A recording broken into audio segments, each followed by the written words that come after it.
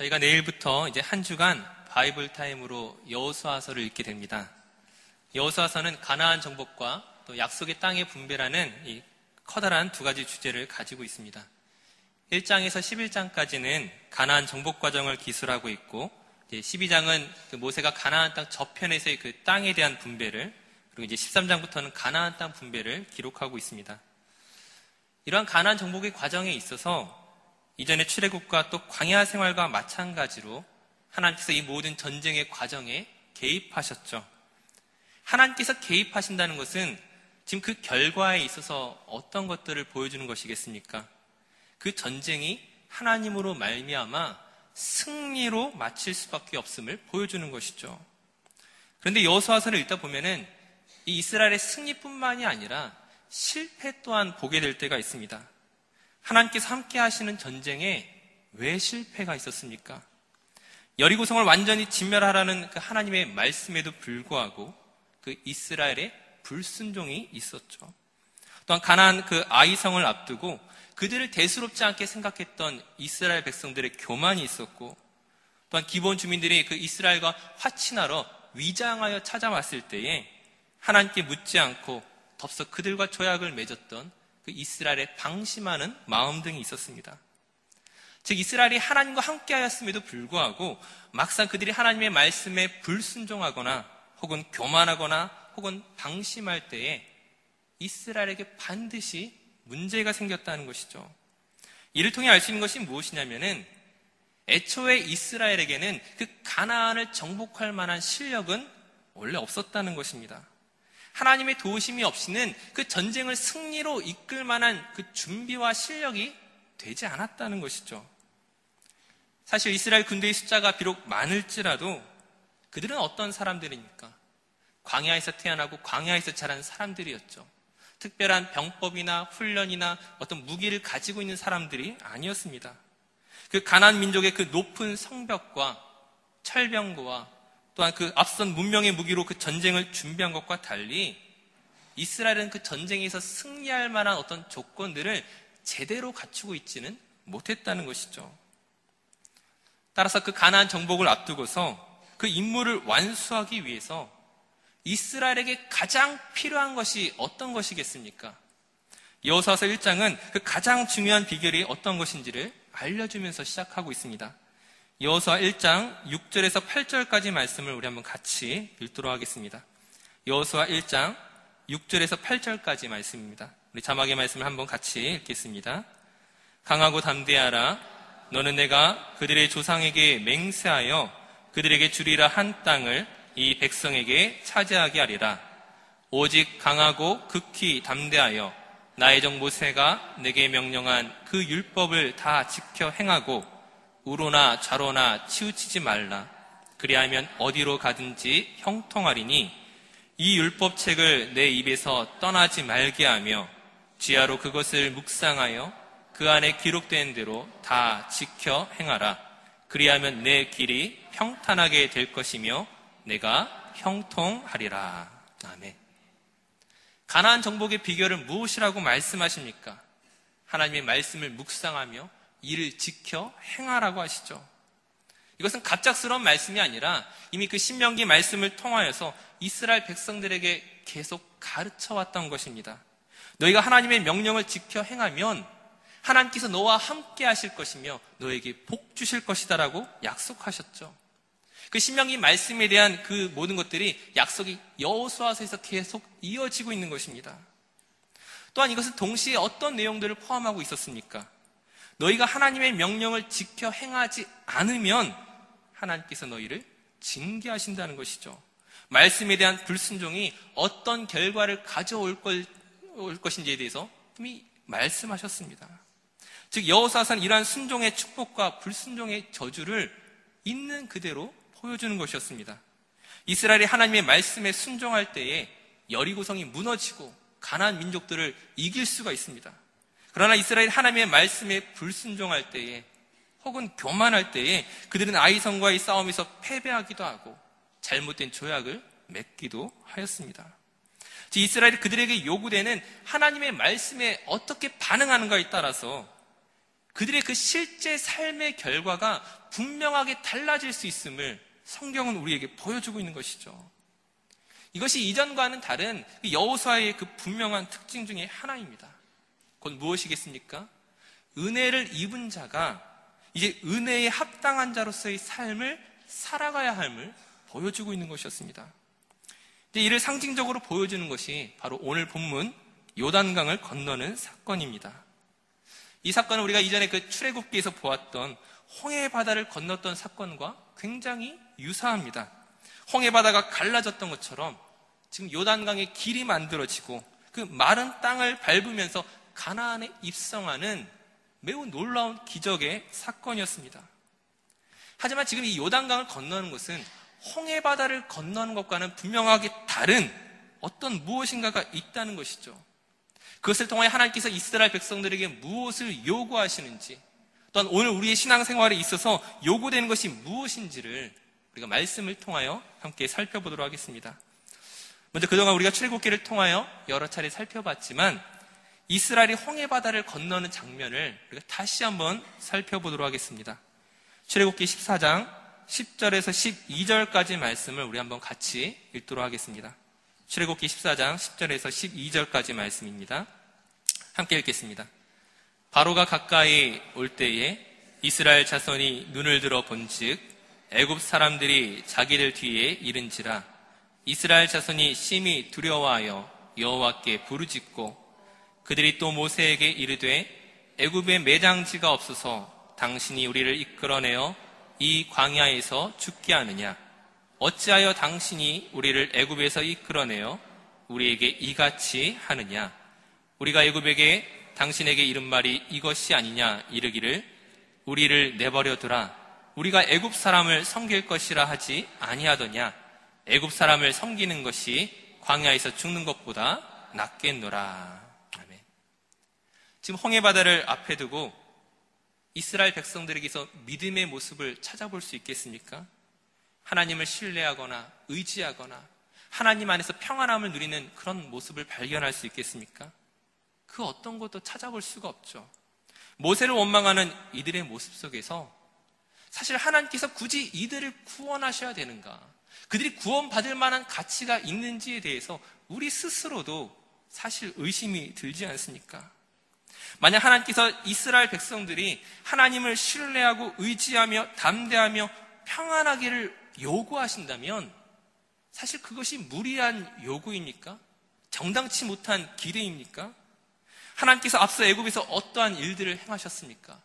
우리가 너무나 잘 알고 있는 것처럼 그 10가지의 재앙으로 그 초자연적인 기적을 통하여서 애굽을 완전히 항복시키셨던 하나님입니다. 그 하나님 앞에서 애굽이 숨도 쉬지 못했었던 것들을 우리가 알고 있지 않습니까? 그 놀라운 하나님의 기적을 경험한 사람이라면 마땅히 그 홍해바다 앞에서 믿음을 증명했어야 함에도 불구하고 이스라엘이 그렇지 못했다는 것이죠. 그럼에도 불구하고 그들을 건지신 것이 무엇입니까? 하나님의 은혜인 것입니다. 지금 애굽의 군대가 이스라엘을 추격합니다. 출애굽기 14장 4절 말씀이 무엇이라고 말합니까? 내가 바로의 마음을 완악하게 한즉 바로가 그들의 뒤를 따르리니 내가 그와 그의 온 군대로 말미암아 영광을 얻어 애굽 사람들이 나를 여호와인 줄 알게 하리라 하시매 무리가 그대로 행하니라. 하나님께서 애굽의 바로의 마음을 움직이시면서까지 지금 어떤 것들을 계획하셨습니까? 도무지 믿음 없는 그 이스라엘 백성들에게 하나님이 어떤 분이신지 오직 유일하신 하나님이심을 전능하신 하나님이심을 증명하시고자 하신 것이었습니다. 그 10가지의 재앙을 통하여 간신히 호흡기만 끼고 있던 그 애굽이 완전히 그 호흡기를 떼버릴 만큼 놀라운 기적을 보이시는 하나님의 방법이었습니다. 하지만 그 이스라엘 백성들의 반응이 무엇이었습니까? 하나님을 믿지 못했던 그 홍해바다와 애굽 군대에서 이리저리 요동하는 그 이스라엘 백성들의 모습을 우리가 너무나 잘 알고 있습니다. 그런 상황 속에서 모세가 무엇을 하였습니까? 하나님께서 너희를 위하여 싸우시리니 너희는 가만히 있으라. 너희가 할 수 있는 것도 없고 무엇을 해야 되는 것도 아니다. 하나님께서 너희를 위하여 행하시는 이 구원을 받으라. 가만시켜 서서 보아라고 말씀하시는 것이죠. 즉 구원의 시작에 있어서 우리가 할 수 있는 것은 비록 없었을지라도 또 우리가 무엇을 했기 때문이 아니라 하나님의 은혜가 그 구원의 자리로 우리를 이끌어 내신 것이었습니다. 즉 우리가 하나님의 은혜를 경험하고 하나님의 자녀가 된 것은 무엇입니까? 저와 여러분에게 구원받을 만한 어떤 믿음이 있었기 때문이 아니라 우리에게 믿음을 주시고 그 은혜를 주신 하나님에게 달려있음을 상징적으로 보여주는 것이 바로 홍해바다였습니다. 하지만 우리가 다시 한번 기억해야 할 것이 무엇이냐면 그 구원이 전적인 하나님의 은혜라는 사실이 저와 여러분으로 하여금 우리의 행위와 책임이 필요 없음을 말하는 것은 아니라는 것이죠. 즉 구원에 있어서 홍해바다는 시작이었지만 그것이 완성이 아닌 것이죠. 그 구원을 시작함에 있어서 하나님의 은혜 외에 다른 어떤 것도 필요 없었지만 구원을 완성함에 있어서 우리의 믿음과 결단과 행위들을 하나님께서 요구하시는 것들을 우리가 성경을 통하여 계속 확인할 수가 있습니다. 그 사실을 우리가 무엇으로 알 수 있었습니까? 홍해바다를 건넌 그 이스라엘 백성들이 사실 그 가나안 땅으로 가는 데 있어서 40년 동안을 그 광야에서 헤맬 필요가 없었습니다. 그토록 오랜 시간을 광야에서 헤매지 않아도 되었음에도 불구하고 그들이 그 광야에서 오랜 시간 고생할 수밖에 없었던 것이 무엇 때문이었습니까? 그들에게 믿음으로서의 그 반응과 결단과 행위가 없었기 때문이었습니다. 그들이 가데스바네아에서 정탐꾼을 보내게 됩니다. 12명의 정탐꾼을 보내게 되고 나중에 그 돌아온 정탐꾼들 가운데 그 10명의 그 부정적인 보고로 말미암아 이스라엘 백성들이 어떻게 반응하였습니까? 그 이전에 홍해바다 앞에서 너희는 가만히 서서 하나님이 너희를 위하여 행하시는 구원을 보라고 말씀하셨던 그 하나님께서 지금 그 정탐꾼의 보고에 완전히 낙심하여 하나님을 원망하고 그 모세를 향하여 돌을 던지려고 했던 그 이스라엘 백성들에게 어떻게 행하십니까? 여호수아와 갈렙을 제외하고 출애굽 1세대들은 가나안에 들어가지 못하고 40년을 광야에서 헤매다가 죽게 될 것들을 말씀하십니다. 왜 그렇습니까? 은혜를 입은 자가 그 은혜에 마땅한 행동을 보이지 않았기 때문이었습니다. 하나님의 그 기적을 체험했던 사람이 살아계신 그 하나님을 여전히 보지 아니하고 인간적인 그 불신과 원망 가운데 있을 때에 그 믿음 없는 대가를 치를 수밖에 없었던 것이죠. 이제 그런 의미에서 이제 홍해바다를 지나고 40년 광야를 지나고 이스라엘 백성들이 요단강 앞에 섰을 때에 그들은 그 이전과 다른 모습으로 준비된 하나님의 백성이었다는 것입니다. 지금 홍해바다를 건너는 것과 비교해 보게 되면은 바다를 건넌다는 점에 있어서는 그 물을 건넌다는 점에 있어서는 같지만 그 이외의 태도에 있어서는 전혀 다른 모습을 우리가 발견할 수가 있습니다. 무엇이 다른지 우리 먼저 여호수아 3장 5절 말씀 한번 같이 읽도록 하겠습니다. 여호수아 3장 5절 말씀 함께 읽겠습니다. 여호수아가 또 백성에게 이르되 너희는 자신을 성결하게 하라. 여호와께서 내일 너희 가운데에 기이한 일들을 행하시리라. 아멘. 하나님께서 이스라엘을 위하여 그 기이한 일을 행하시겠다라고 말씀하시는데 먼저 그들에게 요구하는 것이 있습니다. 바로 이스라엘 백성들의 성결이죠. 너희는 자신을 성결하게 하라. 성결이란 무엇입니까? 거룩하고 깨끗하라는 하나님의 뜻이죠. 거룩한 자가 구원을 얻는 것입니다.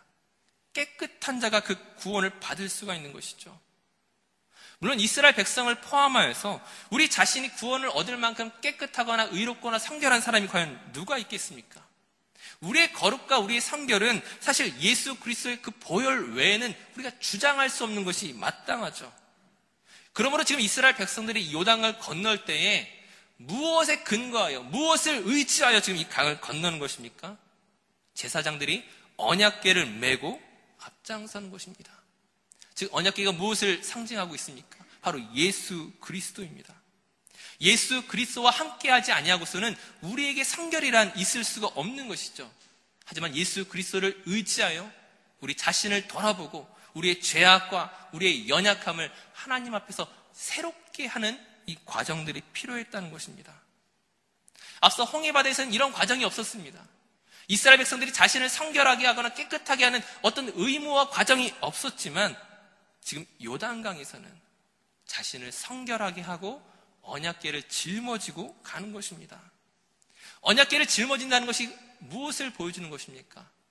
예수 그리스도를 내 어깨 위에 짊어지는 것입니다. 예수 그리스도를 짊어진다고 할 때에 우리가 신약에서 이런 말씀을 알 수가 있습니다. 예수께서 우리에게 무엇이라 말씀하십니까? 자기 십자가를 지고 나를 따라 오너라고 말씀하시죠. 십자가를 진다는 것이 어떤 것입니까? 십자가를 진다는 것은 우리에게 어떤 행위와 율법을 말하는 것이 아닙니다. 십자가란 죽는 것을 말하는 것이죠. 오늘 육구역이 찬양하였지만 내가 그리스도와 함께 십자가에 못 박혔나니 그런즉 이제 내가 사는 것이 아니요 오직 내 안에 그리스도께서 사는 것이라. 무엇을 해야 되는 것이 아니라 예수 안에서 십자가 앞에서 내가 죽는 것을 말하는 것입니다.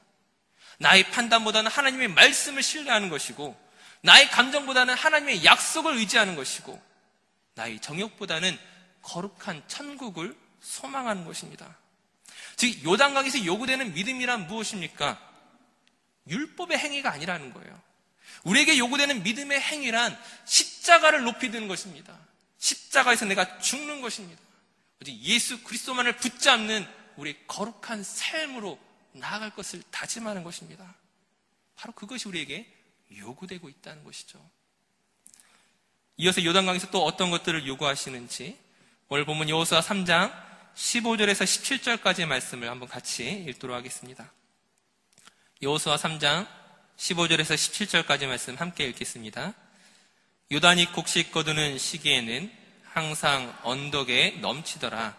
궤를 맨 자들이 요단에 이르며 궤를 맨 제사장들의 발이 물가에 잠기자 곧 위에서부터 흘러내리던 물이 그쳐서 사르단에 가까운 매우 멀리 있는 아담 성읍 변두리에 일어나 한 곳에 쌓이고 아라바의 바다 여매로 향하여 흘러가는 물은 온전히 끊어짐에 백성이 여리고 앞으로 바로 건널세 여호와의 언약궤를 맨 제사장들은 요단 가운데 마른 땅에 굳게 섰고 그 모든 백성이 요단을 건너기를 마칠 때까지 모든 이스라엘은 그 마른 땅으로 건너갔더라. 아멘. 이전에는 홍해바다가 갈라지고 그 길을 따라갔다면은 지금 요단강은 어떻습니까? 그 언약궤를 맨 제사장들의 그 발이 먼저 물가에 잠겼습니다. 즉 하나님을 신뢰함으로 그 믿음의 한 발자국을 내리는 것이죠. 사실 하나님께서 우리에게 어떤 거창한 것을 요구하시는 것이 아닙니다. 저와 여러분으로 하여금 마치 목에 물이 찰 때까지 들어가라고 말씀하시지 않습니다. 하나님을 신뢰함으로 한 발자국 한 발자국을 내디디라고 하시는 것이죠. 사실 그 구원의 완성에 있어서 우리가 마치 인도의 고승들처럼 고행하거나 인내하거나 어떤 경지에 들어서야 되는 것이 아닙니다. 불교에서처럼 자선을 하며 어떤 깨달음을 얻어야 하는 것도 아닙니다. 우리가 다른 사람들이 놀랄 만한 어떤 착하고 의로운 일들을 해야 되는 것도 아닙니다. 이슬람처럼 하루에 5번씩 기도하고 마치 성지 순례를 다녀와야 되는 것도 아닙니다. 그러나 은혜로 구원함을 받은 우리에게 은혜 이후에 요구되는 은혜에 합당한 자로서의 삶이 있습니다. 단지 믿음의 행위와 책임은 없으면서 은혜만을 강조한다면 그것은 온전한 믿음이 아니죠. 하지만 그 행위가 어떤 도덕적인 경지를 이야기하는 것이 아니라 율법적인 완성을 말하는 것이 아니라 무엇입니까? 예수 그리스도를 온전히 붙잡는 것입니다. 하나님에게 마땅히 대접해야 할 것들을, 그 은혜 받은 자로서의 삶을 가지고 나아가는 것들을 요구하고 계신다는 것입니다. 그분의 능력을 신뢰하며 그분이 내게 베푸신 그 사랑에 감사하는 것, 그 받은 그 감사함을 가지고 그 사랑을 가지고 또 다른 사람에게 의를 행하는 것, 선을 행하는 것, 그 사랑을 전하는 것, 바로 이것이 우리에게 요구되는 믿음의 행위인 것입니다. 물론 우리가 가진 그 욕심으로 말미암아 죄에 빠지기도 하고 실수하기도 합니다. 그러나 그것이 우리를 하나님의 구원에서부터 떨어뜨리는 것이 아니죠. 우리를 그 구원에서 심각한 위협으로 이끄는 것은 우리가 하나님의 베푸신 은혜에도 불구하고 여전히 하나님을 믿지 않을 때에 그 은혜 받은 자로서의 마땅한 반응과 신뢰를 보이지 않을 때에 그것이 우리에게 위험한 것이죠. 하나님의 말씀에 순종하는 것이 우리에게 가장 놀라운 축복의 길임을 우리 스스로가 믿지 않을 때 우리의 불순종이, 우리의 교만이, 우리의 방심이 하나님과 우리의 관계를 멀어뜨리게 할 때에 그것이 위험한 것입니다. 오늘 말씀의 결론을 맺겠습니다.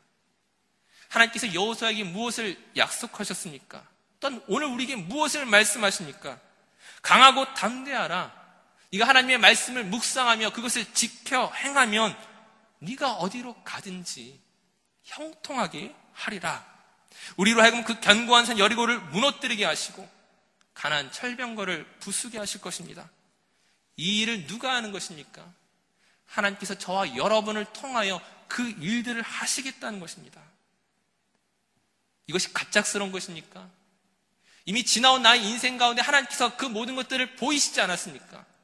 우리 가운데 베푸신 그 능력을 통하여 우리 안에 이것들을 증명하지 않으셨습니까? 내 인생의 그 홍해바다를 어떻게 지나왔습니까? 내가 목마를 때 어떻게 하나님께서 그 반석에 물을 내시며 우리를 구원하셨습니까? 내가 배고플 때에 어떻게 하나님께서 나를 먹이시고 내가 위험할 때에 어떻게 하나님께서 나를 건지셨는지 우리가 그 모든 일의 증인이 아닙니까? 그 증인으로서 또다시 우리 앞에 놓여진 그 모든 일들을 믿음으로 바라보며 지나가는 것이 우리에게 무리한 요구입니까? 하나님이 너무하시는 것입니까? 그런 것이 아니라는 것이죠. 다시 한번 우리의 지나온 그 삶의 그 믿음에 근거하여 무엇을 해야 됩니까? 요단강을 향하여 건너가는 것입니다. 이스라엘 백성들이 자신을 성결하게 돌아보았던 것처럼 우리 안에 여전히 습관적인 죄악과 나약함과 실패하는 것들이 있다면 그 모든 것들을 다 버리시기 바랍니다. 이스라엘이 그 언약궤를 짊어졌던 것처럼 다시 한번 예수 그리스도의 십자가를 붙들고 그 안에 나의 정욕과 욕심을 십자가에 못 박으시기 바랍니다. 이스라엘이 그 요단강에 그들의 발자국을 내딛었던 것처럼 나의 힘과 지혜와 판단을 의지하는 것이 아니라 하나님의 말씀을 붙잡고 담대하게 이 세상을 향해 나아가셔야 됩니다. 세상이 말하는 지혜를 쫓아가는 것이 아니라 때로는 손해 볼지라도 나에게 어려움이 닥칠지라도 말씀에 순종하는 그 능력을 우리가 경험해야 하는 것이죠. 무슨 일입니까? 오른손이 한 일을 왼손이 모르게 하듯이 오른뺨을 맞거든 왼뺨을 내주듯이 오리를 가자고 하면 십리를 가듯이 원수를 사랑하며 섬기고 희생하는 것, 그것이 지나온 우리 믿음에 근거하여 그 일을 할 수 있도록 하나님께서 우리 가운데 성령으로 충만케 하심을 믿음의 눈으로 바라봐야 한다는 것입니다. 바라기는 담대하게 그 요단강을 향하여 발걸음을 내디딜 수 있는, 십자가를 의지하여 한 발 한 발 내디딜 수 있는 저 모든 성도들 되시기를 간절히 축원합니다. 이제 우리 함께 기도하도록 하겠습니다. 함께 기도했으면 좋겠습니다. 하나님의 은혜로 구원받은 우리가 과연 은혜에 합당한 모습으로 살아가고 있는지 다시 한번 돌아보시기 바랍니다. 예수님께서 자기 십자가를 지고 나를 따라오너라 말씀하셨는데 과연 우리가 십자가를 짊어진 사람들이 맞습니까? 십자가의 나의 정과 욕심을 못 박은 사람들이 맞습니까? 다시 한번 우리 자신을 돌아보며 그 성결한 믿음을 주시옵소서. 십자가의 길을 갈 수 있도록 우리를 붙들어 주시옵소서. 그 요단강을 향하여 다시 한번 발걸음을 내디딜 수 있는 담대함을 주시옵소서. 함께 기도하며 나가도록 하겠습니다.